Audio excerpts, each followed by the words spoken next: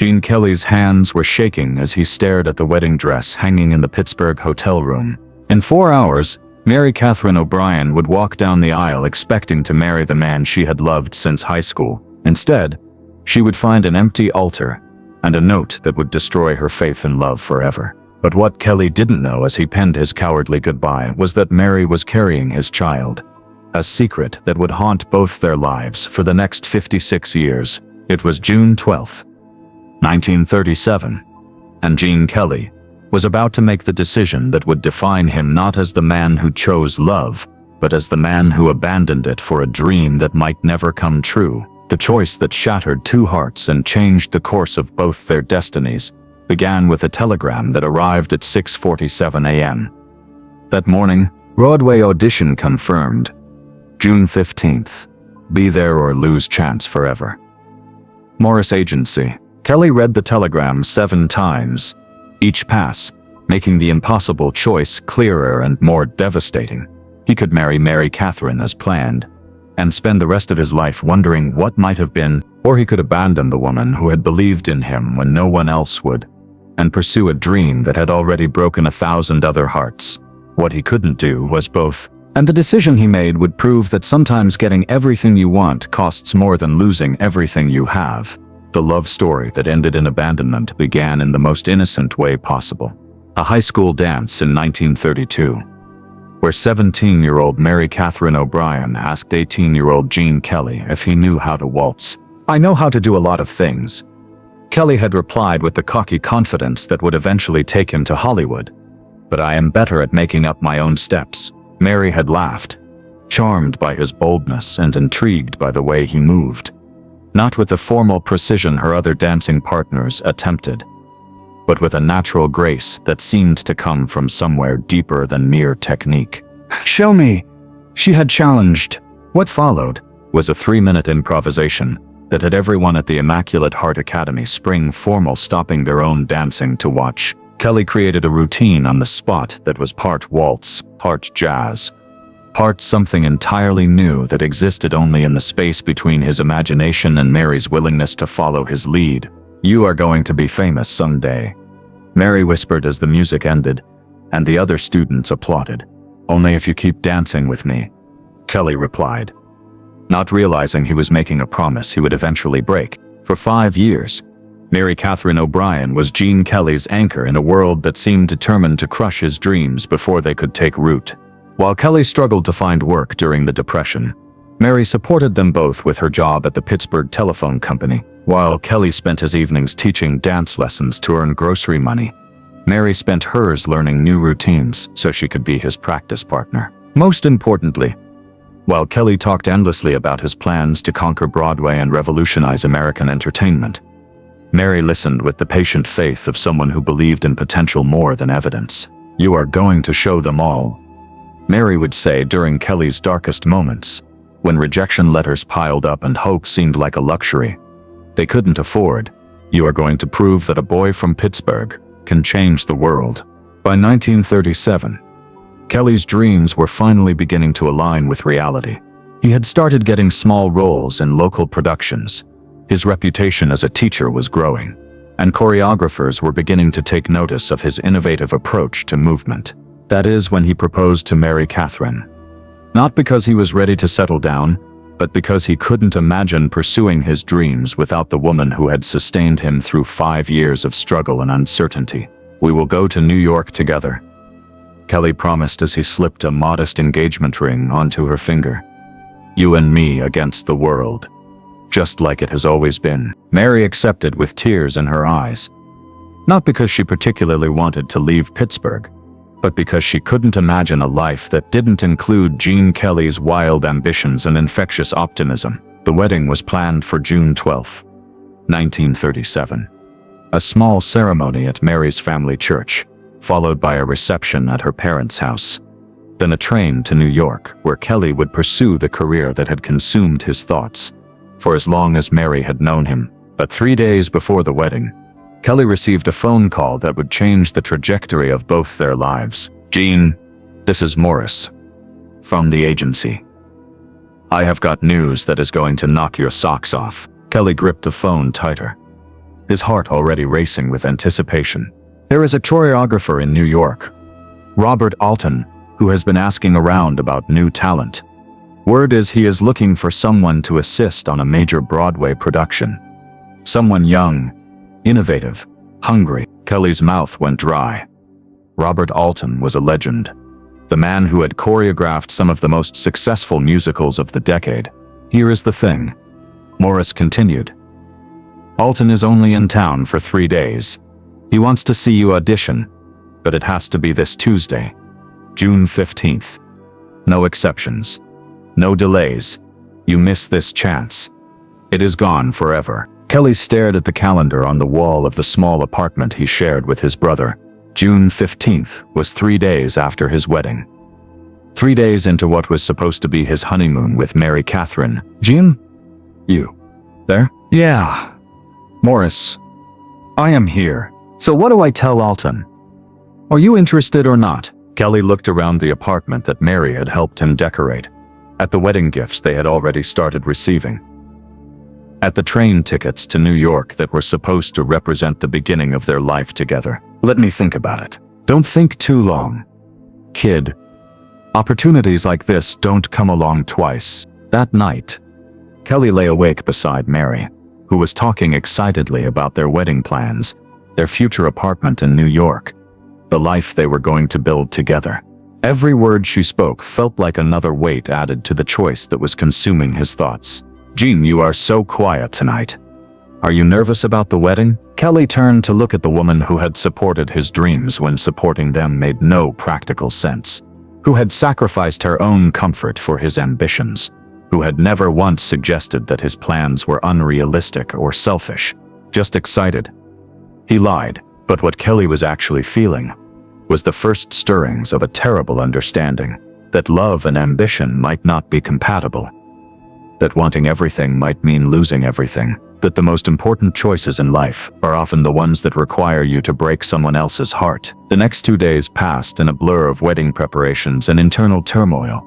Kelly went through the motions of greeting relatives, confirming details with the church, pretending to be a man preparing for the happiest day of his life. But inside, he was at war with himself.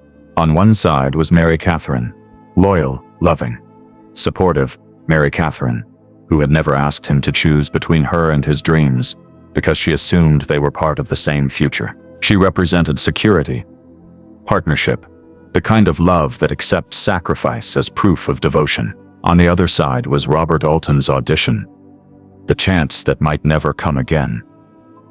The opportunity that could launch the career Kelly had been working toward since he was old enough to understand that movement could be more than just exercise. It represented risk, ambition, the kind of dream that demands everything and promises nothing. Kelly told himself he was weighing his options rationally, but he already knew what he was going to do. He had known since the moment Morris mentioned Alton's name, since the possibility of real success had become more than just a fantasy. He was going to choose his dreams over Mary Catherine's heart. The coward's way would have been to tell her, to explain the situation, to give her the chance to understand and maybe even support his decision. But Kelly couldn't bear the thought of seeing disappointment in the eyes of the woman who had never doubted him. Instead, he took the coward's way. On the morning of June 12, 1937, while Mary Catherine was getting dressed in her wedding gown 3 blocks away, Gene Kelly sat in a hotel room, writing the letter that would destroy the woman he claimed to love. Mary, he began, his handwriting shaky with guilt and determination. By the time you read this, I will be on a train to New York. I know this seems like betrayal, and maybe it is, but I have been offered an opportunity that could change everything, for both of us. Eventually, Kelly paused, staring at words that sounded hollow even to him. How do you explain that someone else's dreams are more important than their happiness? How do you justify breaking a promise because keeping it might mean giving up a chance at greatness? I love you more than you will ever know, he continued. But I love what I might become more than what I am. And I can't become that person if I don't take this chance. Please try to understand. Please try to forgive me. And please don't wait for me to come back, because I might not be the same person who would deserve you. Kelly sealed the letter and left it on the desk of his hotel room. along with the engagement ring Mary had worn for 8 months. Then he picked up his suitcase, walked out of his old life, and caught the first train to New York. 4 hours later, Mary Catherine O'Brien walked down the aisle of Immaculate Heart Church in the wedding dress she had saved 6 months to buy, expecting to see Gene Kelly waiting for her at the altar. Instead, she found Father McKinnon holding an envelope with her name on it, and 200 wedding guests watching her world collapse in real time. Mary never spoke publicly about what the letter said, but those who were there remembered the sound she made when she read it.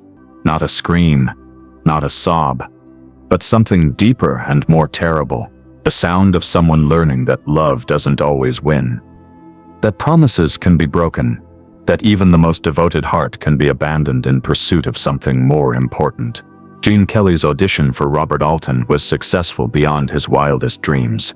Within 6 months, he was assisting on major Broadway productions.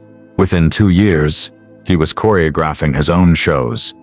Within 5 years, he was in Hollywood, well on his way to becoming the legend he had always dreamed of being. But success came with a cost he hadn't anticipated. The knowledge that his greatest achievement had been built on the ruins of someone else's happiness. Kelly never returned to Pittsburgh, never contacted Mary Catherine, never attempted to explain or apologize for the choice he had made. He told himself it was kinder to let her move on completely, to avoid reopening wounds that might have begun to heal. What he didn't know was that Mary Catherine O'Brien had been carrying his child when he left her at the altar, a daughter she would raise alone, never telling anyone who the father was, never asking for support or acknowledgement or even an explanation of why the man she had loved had found his dreams more compelling than her devotion. The daughter, Catherine, grew up knowing only that her father was someone her mother had loved and lost, someone whose memory was too painful for Mary to discuss. She never learned that her father had become one of the most famous entertainers in America, never discovered that the man who had abandoned her mother had spent decades dancing for audiences who adored him. Gene Kelly's biggest regret wasn't something he talked about in interviews or included in his memoirs, but those who knew him well sometimes noticed him staring off into space during quiet moments, as if he were seeing something, or someone, that existed only in his memory. Gene would get this look sometimes, recalled his longtime friend Frank Sinatra, like he was carrying around some old hurt that never quite healed. When I asked him about it once, he just said some choices stay with you forever. The choice Kelly made on June 12, 1937, did stay with him forever. It influenced his relationships with women, his understanding of commitment, his recognition that success without love might be just another kind of failure. In later years, when young performers asked Kelly for advice about balancing personal relationships with career ambitions, he would tell them things like, "Make sure you know what you are really choosing," and "Some opportunities come around again, but some people don't." Kelly never explicitly told anyone about Mary Catherine O'Brien, but his advice always carried the weight of someone who had learned the difference between achieving your dreams and living with the consequences of how you achieved them. Mary Catherine eventually married a kind man who loved both her and Catherine, who never asked questions about the past, who understood that some stories are too painful to tell. She lived a good life, raised a successful daughter, and found a different kind of happiness than the one she had planned at 18. But she never forgot Gene Kelly, and she never stopped wondering what might have been if he had chosen love over ambition. On that June morning in 1937, Catherine grew up to become a teacher, never knowing that her biological father had spent his career teaching America how to dance. She had Kelly's eyes and his natural grace, his quick mind and his infectious enthusiasm for movement. Sometimes, when she watched old movies on television, she would see Gene Kelly dancing and feel an inexplicable connection to his joy, his passion, his obvious love for the art form that had meant more to him than marriage or fatherhood. But she never knew she was watching her father, and Gene Kelly never knew he was dancing for his daughter. The biggest regret of Gene Kelly's life wasn't just about abandoning Mary Catherine at the altar. It was about all the moments he missed, all the love he sacrificed, all the connections he severed in pursuit of a fame that, in the end, couldn't fill the space left by the family he had never allowed himself to have. In 1993, the year before his death. Kelly received a letter from Pittsburgh. The return address was from Catherine O'Brien Sullivan, a name that meant nothing to him until he opened the envelope and learned that Mary Catherine had died, and that her daughter, his daughter, had finally learned the truth about her father's identity. Catherine's letter was kind but clear. She didn't want money or recognition or a relationship. She just wanted him to know that she existed, that Mary Catherine had raised her with love and strength, that the woman he had abandoned had created something beautiful from the ruins of her broken heart. "I thought you should know," Catherine wrote, "that your choice didn't just affect my mother.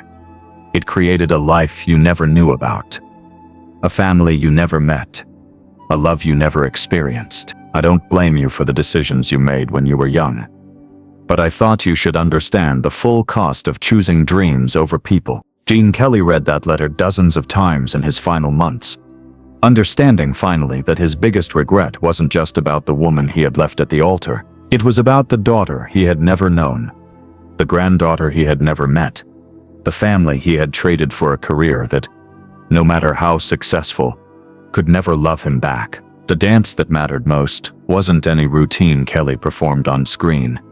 It was the one he never learned. The dance of staying, of commitment, of choosing love, even when it meant giving up other possibilities. In the end, Gene Kelly's biggest regret was learning too late that some performances are more important than applause. Some partnerships matter more than career achievements. Some dances are worth more than all the fame in the world. The woman he left at the altar never stopped loving him, never stopped wondering what their life together might have been. And the man who became a legend never stopped regretting the choice that made him famous, but left him, in the most important ways, completely alone.